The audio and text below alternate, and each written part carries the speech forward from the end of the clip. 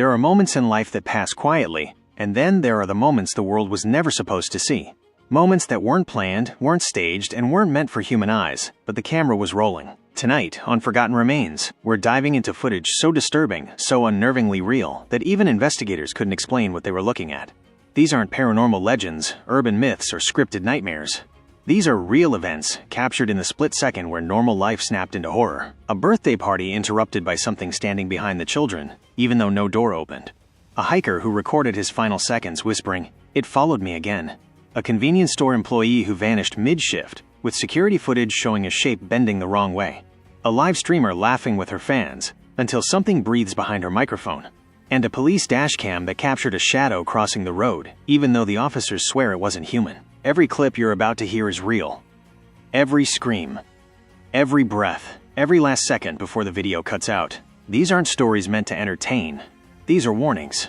Breadcrumbs left behind by people who encountered something they weren't meant to survive. If you're watching this right now, turn off the lights, close the curtains, and whatever you do, don't look behind you until the episode is over. Because the next 5 stories aren't just shocking. They're proof that some horrors don't hide in the dark. They walk in plain sight. And sometimes, the camera is the only witness. Welcome to Forgotten Remains. Let's begin. Story 1. The Woman in the Doorframe. It began in a quiet suburb in Ridgewood, Oregon, the kind of place where neighbors waved at each other, where porch lights stayed on for decoration, not fear. But the footage recovered from house number 47 would later be classified as evidence of an ongoing threat. And the strangest part? The timestamp from this camera will match every single horrifying video you're about to see. The footage, 11:37 p.m., a low hum, like someone breathing against the microphone. The motion sensor clicks on. The camera faces the front door, nothing unusual at first. Then the porch light flickers. A tall woman appears in the doorway, not walking into the frame, but as if she materializes there. Long black hair soaked at the ends. Bare feet, head tilted too far to one side, like her neck was barely attached. She's not knocking. She's not trying to break in. She's just staring at the door. Her chest doesn't rise. She isn't breathing. She stands perfectly still for 1 full minute until her head snaps toward the camera. Not turns. Snaps. With a bone-cracking sound the microphone actually picks up. Her eyes are too wide, too reflective, like an animal in headlights. She raises one hand. Something dangles between her fingers. A silver key, but the family living here never used silver keys. Their locks were all steel. Then she whispers, barely audible, "Are you awake?" The porch light explodes. The audio cuts. The screen freezes, except for her eyes, still shimmering like they're looking beyond the lens. Then the timestamp glitches. 11:37 p.m. right pointing arrow, 11:37 p.m. right pointing arrow, 11:37 p.m. right pointing arrow, 11:37 p.m. Looping, repeating, as if time itself refused to move. Inside the house, the parents and their 7-year-old daughter were found missing the next morning. The house was locked from the inside. No signs of struggle, no fingerprints. But in the living room, placed carefully on the couch, was a single silver key, the same one from the footage, and carved into the wood floor. She woke up. Detectives couldn't explain the time loop. They couldn't explain the missing family. But there was one detail they left out of the report. Every other camera in the neighborhood, every single one, malfunctioned at exactly 11:37 p.m. This won't be the last time you hear that time, and it won't be the last time you see her. Story 2. The hallway that moved by itself. The second incident happened nearly 4 states away from Ridgewood, but the timestamp will make your skin crawl later. This footage came from Hawthorne Middle School, Kansas, recorded late at night, long after the custodians had gone home, long after the security system armed itself. Officially, the school claimed the footage was edited, but tech experts who reviewed it said the opposite. If this is fake, then reality itself is fake. The footage, 11:37 p.m., the same time as the woman on the porch. But this time, the camera shows a long, empty hallway, just rows of lockers and a single exit sign flickering at the very end. Everything is normal for about 12 seconds. Then the floor shakes, not like an earthquake, more like something underneath the building pressed upward, bending the tiles as if the ground was breathing. A locker slams open. Then another. Then, all of them. Metal doors bang violently one after another in perfect sequence, like something pacing through them. Invisible. Going locker to locker, slow. Deliberate. Hunting. The temperature drops so suddenly that the hallway camera lens fogs over. And then, a shadow appears. Not a person, not an animal, not any shape the human brain is supposed to recognize. It looks like a figure made of smoke, stretching across the entire hallway floor like a long smear of darkness. It moves wrong, gliding, twitching, dissolving, and reforming, like reality isn't meant to hold it. As it nears the camera, a small sound becomes audible. Not footsteps, not growling, whispering. Dozens of voices overlapping in a language that doesn't exist. The exit sign at the end of the hallway blows out. The whispering stops. Then the camera catches something impossible. A woman's silhouette forms inside the shadow. Her head tilted. Feet bare. Arms dangling. The same woman from episode 1. The same unnatural posture. And then she says it again. Are you awake? The hallway lights surge. The camera screen distorts. And the footage violently cuts to black. Aftermath. When officials arrived the next morning, every locker in the hallway was open. The floor tiles were cracked upward in a perfect human-sized outline. The security system log showed that someone walked the hallway at 11:37 p.m., but motion sensors confirmed nothing was physically there. And written on the inside of locker number 118, in tiny carved letters, "She's coming for the ones WHO are awake." Same phrase. Same woman. Same time. Whatever she is hunting. It's getting closer. Story 3. The man WHO vanished mid-step on camera. The third clip didn't come from a school, or a home, or even a place known for anything paranormal. It came from a small-town grocery store in southern Missouri. A place so normal, so boring, so ordinary, that nothing should have happened there. But at 11:37 p.m., yes, the exact same time, the store's front entrance camera captured the most unsettling disappearance ever recorded. The footage, 11:37 p.m., a man in his late 40s, local mechanic, harmless, quiet, walks toward the automatic doors. He's carrying a bag of dog food. His car is parked right outside. He isn't running. He isn't scared. He isn't acting weird. Just a man heading home. The doors slide open normally. He takes one step forward, then a second. Then his foot never touches the ground. Instead, the air around his leg ripples, like heat distortion, but darker, and his knee bends at a completely unnatural angle, like his foot sank into invisible mud. He looks down, confused. He tries to pull his leg out. He can't. His other leg follows, sucked downward into nothing. The man reaches for the door frame, panicking now, grabbing the metal bar with both hands. Security audio captures him screaming, "Let go of me. Let me go." But something yanks him, hard, fast, violent. His fingers drag across the metal frame, leaving streaks where his nails scrape off. His grip breaks.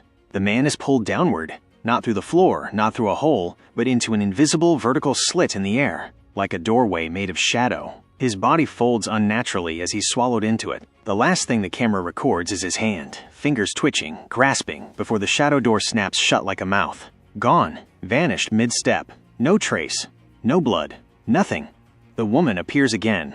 3 seconds after he disappears, the automatic doors open on their own. A figure stands outside the store. A woman. Bare feet. Bent posture. Head slightly tilted. The same woman from episode 1. The same woman from episode 2. She doesn't walk in. She doesn't move. She just stares directly into the security camera, not blinking, not breathing, as if she knows someone will watch this footage later. Then the audio picks up something faint. A whisper. A question. Do you see him? The lights flicker. The footage cuts to static. When the camera resumes, she's gone. Aftermath. Police searched the entire store. Nothing. No forced entry. No disturbance. But the store manager reported something chilling. Every time he stood near the entrance, every time an automatic door opened, he swore he heard someone whisper behind him, "Help me." And when the security company pulled the logs, the system glitched. At 11:37 p.m., the system registered 2 bodies at the door. The mechanic and someone else standing right behind him. Someone the cameras did not see. Someone who left wet footprints leading into the store, even though the floor was bone dry. And the footprints were too small, too narrow, too delicate, to belong to a man. Story 4. The playground slide footage that shouldn't exist. The 4th clip didn't come from a school camera, or a store camera, or even a security camera at all. It was recorded by a mother, and she only uploaded it online because she thought she captured something, quote, creepy but funny. She had no idea, not until investigators slowed down the footage frame by frame, that she had accidentally recorded something impossible. Something dangerous. Something connected to the same woman from the first 3 episodes. The setting, Harper's Run Park. This was summer of 2014. Hot evening. Sun starting to set behind the trees. A little playground in a small Midwestern town. Kids laughing. Parents talking. Nothing strange. A mother named Lauren was recording her son playing on the big blue slide. She sits a few feet away on a bench, phone angled upward. Her boy climbs the ladder, waving at her. She laughs quietly. Calls out to him, "You can do it!" "Go on, buddy." He sits at the top of the slide. She keeps filming. Everything is normal. But when she watches the video later, she swears that something else was on that slide with her son, something she didn't see in real life. Something that the camera did see. The footage, 0:11 to 0:14 seconds. Her son pushes himself forward, sliding down with a giggle. He moves smoothly down the plastic surface. But then, the camera picks up a second figure behind him. Not a child, not a person, a shape. It isn't sliding. It's gliding down the slide with him, right behind his back, just inches away from his head. Thin. The height of a grown woman. Hair falling over its face. And the way it moves. Like it's weightless. Like it isn't touching the slide at all. Lauren never saw it. Not with her eyes. But her phone did. As her son hits the bottom and runs off laughing, the figure continues sliding, then vanishes mid-air before reaching the ground. Like it blinked out of existence. But that wasn't the disturbing part. The disturbing frame at 0:13. When investigators slowed the footage to 1/60th of a second, they saw something horrifying. As the figure glided behind the boy, its face turned toward the camera. And it wasn't a blur. It was a woman, pale skin. Dark circles under her eyes, greasy black hair hanging like wet ropes. Lips slightly parted. The same woman from the classroom ceiling, the missing mechanic, the school hallway, the exact same face. And she is smiling at the camera, an unnatural, too wide smile, as if she knows the mother will see her later, as if she wanted to be seen. What investigators found at the slide, the next morning, before police even inspected the area, park employees found something waiting at the bottom of the slide. A single handprint, small, female, pressed deep into the plastic, not printed on it, but indented into it, as if someone with impossible strength had grabbed the slide hard enough to warp the material. The temperature reading on that plastic? 38 degrees. Freezing cold, on a 92-degree summer day. Nobody could explain it. And Lauren? She didn't let her son go back to that playground again. Story 5. The footage that ended the investigation. By the time investigators reached the 5th clip, they already knew something wasn't right. Too many similarities. Too many sightings. Too many impossible shadows of the same woman following different people in different towns on different cameras across 20 years. But they had no name, no identity, no explanation, just a face. A face that appeared where she shouldn't exist. A face that moved where a human couldn't. And the 5th footage didn't help them understand her. It made things worse. Much worse, because she finally looked straight into the camera and spoke. The setting, the abandoned tunnel. This recording wasn't quote, by accident. It wasn't shot by a mother or a mechanic or a teacher. It was filmed by the investigators themselves. 3 officers and 1 forensic tech entered Old Briar Tunnel, a sealed-off mining shaft in Missouri. Locals said they saw a pale woman walking into the entrance at night. A woman with long black hair. A twisted smile. A limp. The same woman from the footage. The team went in at 10:42 p.m. Their body cams and headlamps were the only light. The footage is shaky.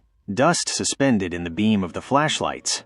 Cold drips of water echoing through the tunnel. About 50 feet in, their radios start static screaming. Then, the temperature drops instantly, from 54 degrees to 29 in under 3 seconds. Their breath clouds the air. One officer whispers, "Do you hear that?" Not footsteps, not voices, but breathing, slow, wet, rattling, coming from deeper inside the mine.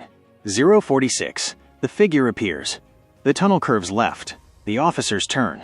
And there she is, standing dead center of the corridor, hair covering her face, hands hanging at her sides, her body trembling like something inside her is pushing against her skin. They shout, "Ma'am, are you hurt?" She doesn't answer. She steps forward, not walking, sliding, the exact same motion seen in the playground clip.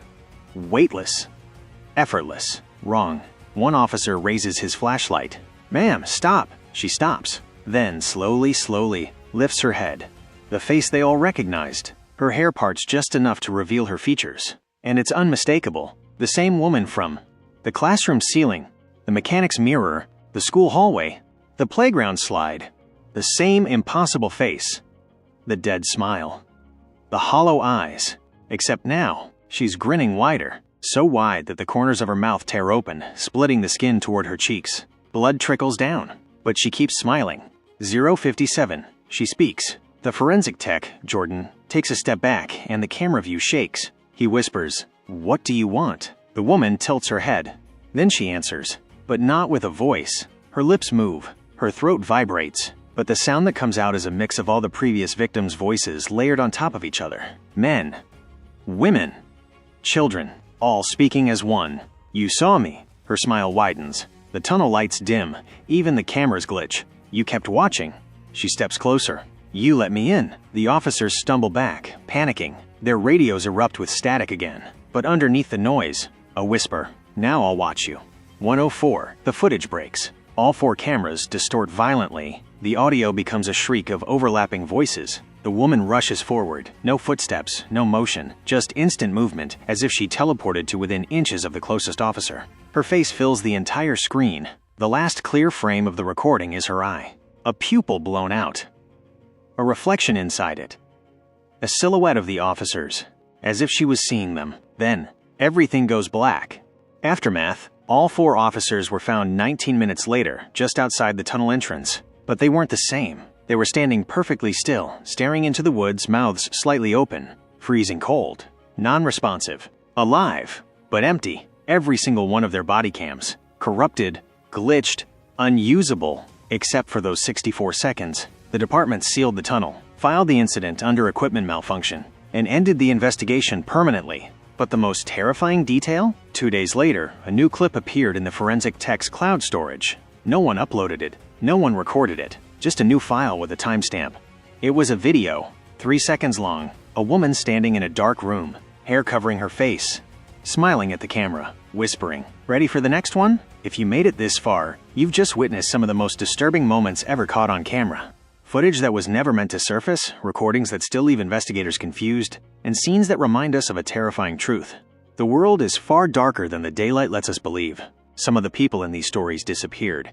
Some were never the same again, and a few left behind nothing but corrupted files and whispers in the background no one can explain. But the scariest part? It's not what these cameras captured. It's what they missed. The things just outside the frame, the shadows that didn't want to be seen, the moments the recording ended too early, right before the real horror began. If you're feeling someone watching you right now, don't panic. That happens to most people after watching these stories. They say the mind becomes more sensitive, more aware of the things that move in the corners of the room when you're not looking. But before you turn the lights back on, before you check your door, before you convince yourself you're alone, make sure you're subscribed to Forgotten Remains. Because what you saw tonight is only the beginning. There are recordings far darker, events far more disturbing, and stories the world tried very hard to bury. And here, nothing stays buried for long. Thank you for watching. Sleep lightly tonight. Some cameras capture the truth, others capture what's coming.